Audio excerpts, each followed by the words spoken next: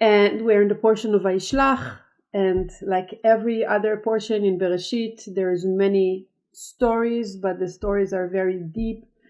It's all a preparation for us, for humanity to have what we need in order to come to a place that we can do our job. And we're in the portion of Vayishlach, and the Zohar is starting right at the beginning, and I'm sure every teacher started with the first sentence of the Zohar, but this is very, very important. We know that the moment a person is coming to this, and you can read it in the Zohar in the first paragraph, the first paragraph in the Zohar, how every time that a person is being born, the first thing that he meets, is that evil inclination. And what does it mean, that evil inclination of ours? The job of him, the job of that energy that called Satan, that called evil inclination, that called negativity, whatever you want to call it, that force, his job is to tell the good inclination, you're not doing well. What's going to be for you? If you're going to read Zohar now, what are you going to benefit from it? If you can go watch TV, or if you can, express your anger, or you can do whatever it is, that it's worth it. Because if you're not going to be angry right now, how the person will know that you're mad? How the person will know that something is not working? You really need to get upset now to show, that you mean what you're saying.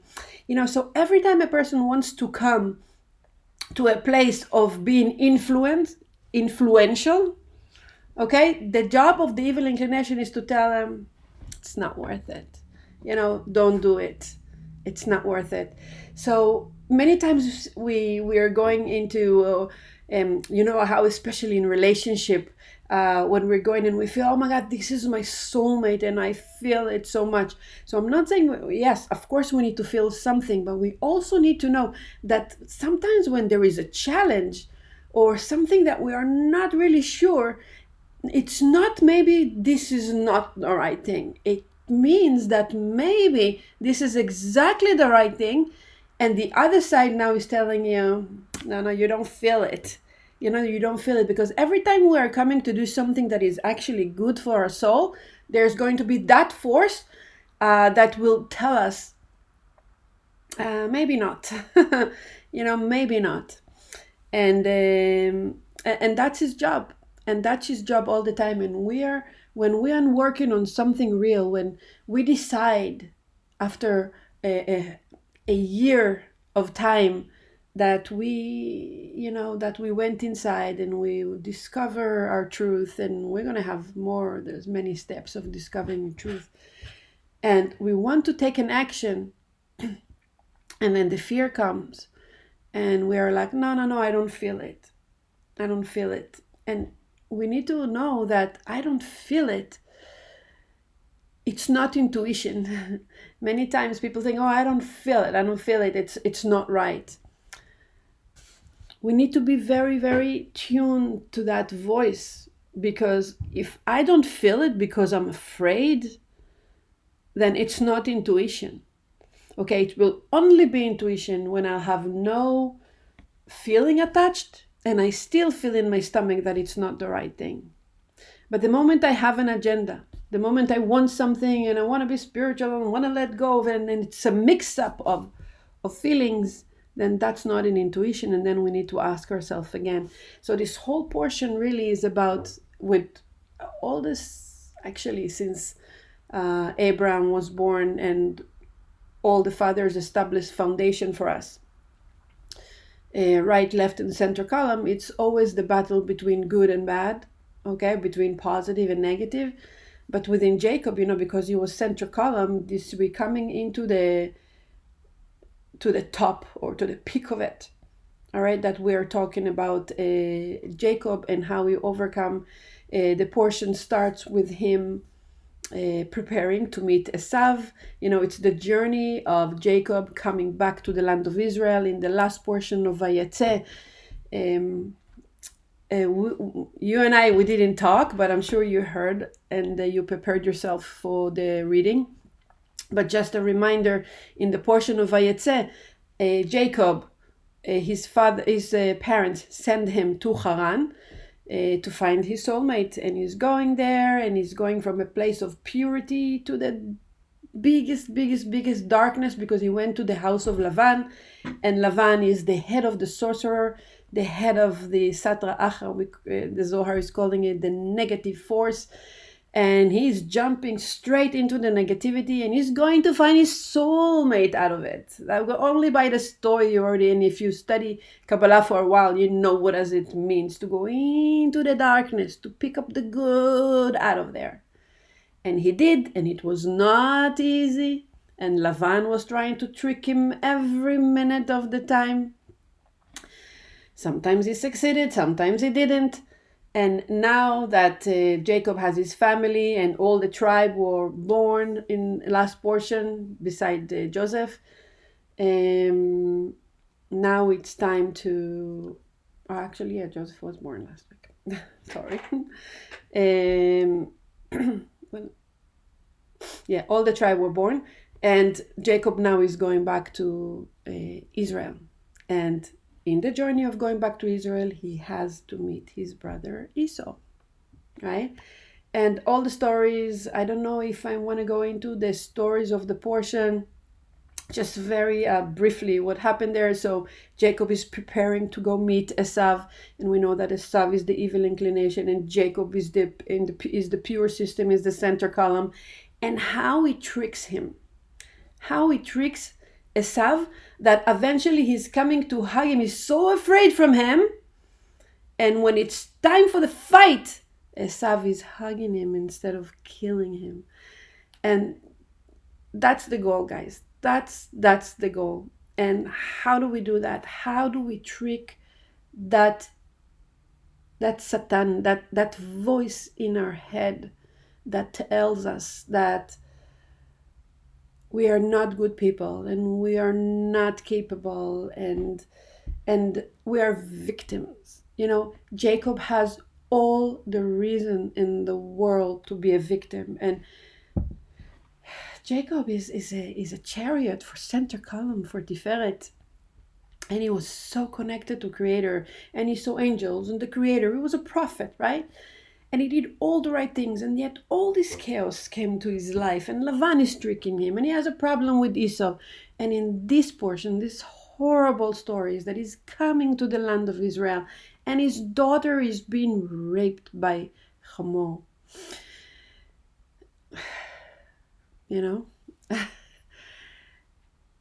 And I'm thinking, every time that I want to say something, I'm thinking about myself and how am I doing it. Sometimes when I do something good, and I was like, okay, where is the reward? Wow, I managed to do something, and I'm always looking for the reward. And then, something happened, and I was like, but how come, And I know that it's not the right way, but, it's our nature. Or if I go even stuck in traffic, and I was like, come on, Creator, do you have to do this to me? Look, I really have to stuck in traffic. Don't you know I'm late? Or, from small things to bigger things. Like I want to accomplish something bigger, and it's been delayed and delayed and delayed. And I was like, come on, God. Constantly I'm finding myself, not in a big picture, yes, we're not victim, but on the small ones, yeah, constantly victims. Why this and why that, and why this delay, and get upset about this and get upset about that. And constantly being victim consciousness. And even in astrology, Neptune is a planet of Pisces, and Pisces is a spiritual sign, and Neptune is a spiritual sign. But the downside of it is like, I don't want to deal with life. I'm spiritual. I'm too spiritual. I don't want to deal with nonsense. I don't want to deal with traffic, and I don't want to deal with people that are not nice, and I don't want to deal with...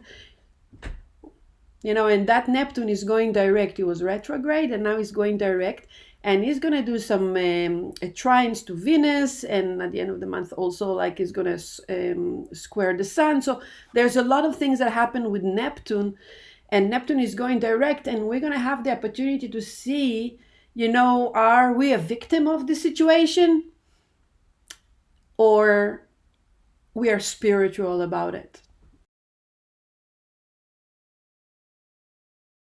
That Neptune, Pisces, and we had an eclipse We had an eclipse this week on November 30 at 4 a.m. in the morning, 4 something a.m. in the morning, on the south node in Sagittarius. And Sagittarius is another sign. Pisces and Sagittarius, they both originally ruled by Jupiter, the planet of justice, okay? And they're both very, very spiritual. When we know how to connect to true spirituality, it's really amazing. And connect to true spirituality, it means that we are going through things in life that are not so pleasant. We can't ask when is it going to finish. Oh, or I can't take it anymore, or why does it happen to me? Everything that happened in life is because there's some sort of overcoming that we need to do. And if we are connected to the true purpose why we're here, we are not really here to be famous or to have a lot of money or to be in great relationship, or which is all amazing and we need to have it. But that's not the goal. The goal is to overcome that evil inclination that you can read in the Zohar in the first portion. That the moment that a person is coming, the evil inclination is coming with it. And his job is to sabotage our happiness.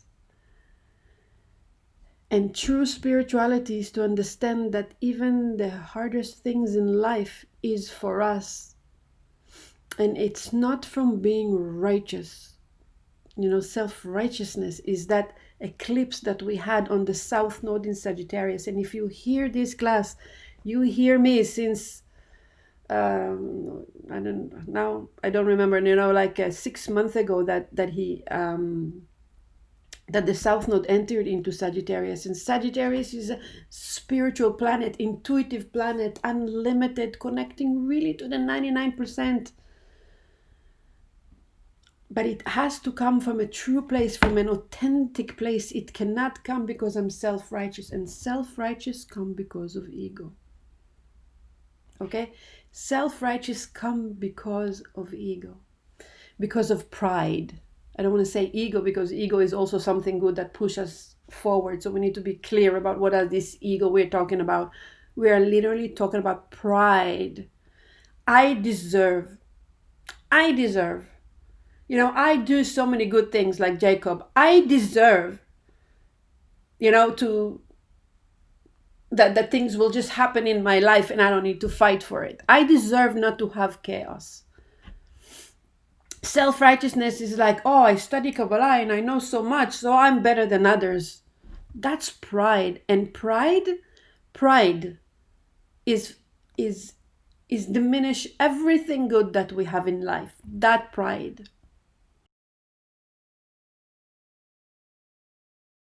When we're talking about Aquarius, we're coming to the great conjunction, right? of the new step of the age of Aquarius. And Aquarius is independent. But when we're talking about freedom, we're thinking like, what? Oh, nobody can tell me what to do. I will be free. I can do whatever I want. I don't need to answer to anyone. I'm going to be a free person. But is that real freedom? That's what we call the desire for the self alone in his whole, whole size. Freedom is I can commit. Many people with Aquarius, some Aquarius charts in relationship, they don't like commit, or with Uranus in the 7th house of relationship. They're afraid of commitment. They're afraid of commitment. Even people that open business and they're not successful is because they're afraid of commitment, of the hard work that they're going to have to do. Right? I mean, it's individual, yeah, but there are so many cases like that. All right?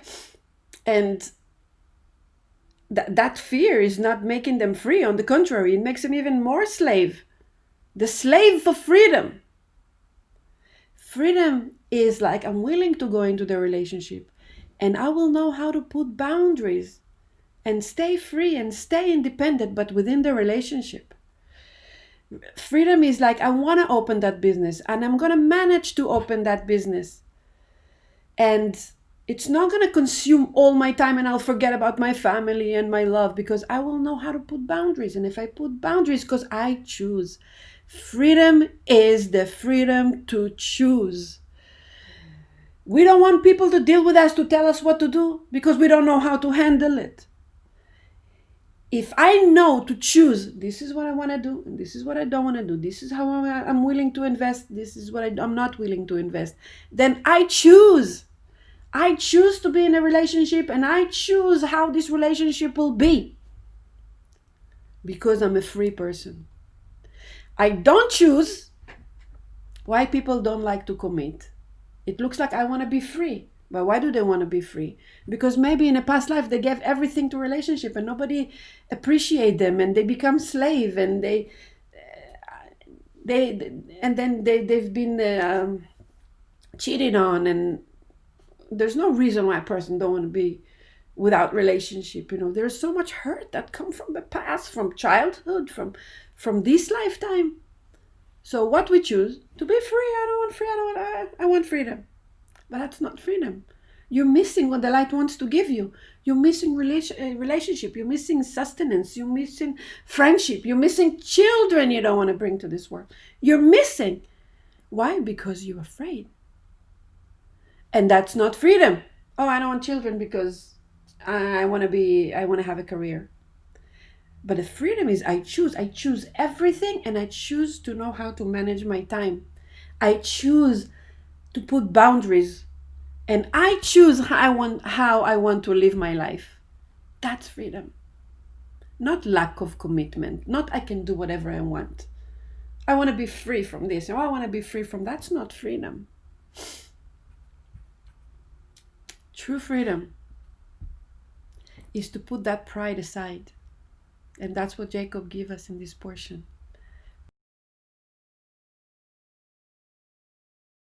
Pride is to have the humility to say, I don't know better than others. And if I need to open another business, I don't know how it's going to go. I'm going humble, and I'm just doing my job. I'm doing my spiritual job. That it looks like I'm working on a business or working on a relationship or working on friendship or children, no matter what it is. I'm working on it, but I'm not working the physical work. I'm doing my spiritual work here. I'm doing my spiritual work because I'm not going against, but I'm handling my fears. I'm handling. Im Lavan Garti. I lived with Lavan. I know what it is. I can handle you. When Lavan wanted to hurt Jacob, the Creator came to Lavan in a dream and told him, don't touch him. I don't allow you. If you're going to touch him, I'll show you. Right? But when Jacob prayed to the Creator, when he went to meet Esav, the Creator didn't come to Esav in a dream and told him, don't touch Jacob. Right? Because Esav is our desire for the self alone of each and every one of us. And the desire for the self alone always coming from a place of lack. And lack always comes from a place of fear. Okay? We want to handle those lacks, those fears that we have. Now, in the world, already from the time of Sodom, if you remember Sodom and Gomorrah, that if you remember what I told you, the story is that they wanted to kill every person who's weak, because they only thought that only the strong ones survive. And we saw it during history, and then we saw it in the Germany, with that guy in Germany that wanted to have all the strong people survive and all the weak people needs to die, and he was literally killing millions of people. And if you really look at life, that's how it works. Whoever is strong will survive, and if you're weak, if you're vulnerable, or if you admit your fears, or then you're weak. But that's how the universe is changing right now, guys. It's not who is the strong person. if I'm not gonna be, put myself and fight and have that ego and that I will never survive because they'll eat me for breakfast, right? The other way around, the world is changing, guys. The world is changing. Whoever is vulnerable, whoever know how it feels, whoever know and can overcome, you penetrate through that fears and but you cannot penetrate if you don't know, if you don't feel, if you don't know they exist, because most of the time we're like, oh, it's not there, I want to move on, and we keep working on automatic. you know um, we need to we need to know our fears, and if we are vulnerable, we are stronger. We are stronger because it's not anymore the the strong the way we know it. The way we know it, it's not going to survive. And that's what happened in 2020. And that's what's going to happen in 2021. I'm not a psychic, but that's the energy that we are going through. Okay? The energy is that now we have the eclipse in the South Node in Sagittarius, like I said. South Node in Sagittarius, I'm already righteous. I already know. I'm already spiritual. I study, I learn Kabbalah, and you don't learn Kabbalah. I know the rules of the universe. You don't know the rules of the universe. I'm a savior. That's Neptune energy that I said. Also, Neptune is going direct. I'm the savior. The world doesn't need saviors right now, nor righteous people to tell us how to live our life. It's about the people. Each and every one of us is a teacher. Each and every one of us, in every work of each and every one of us, we're going to see change in the world, because now it's the time for the people.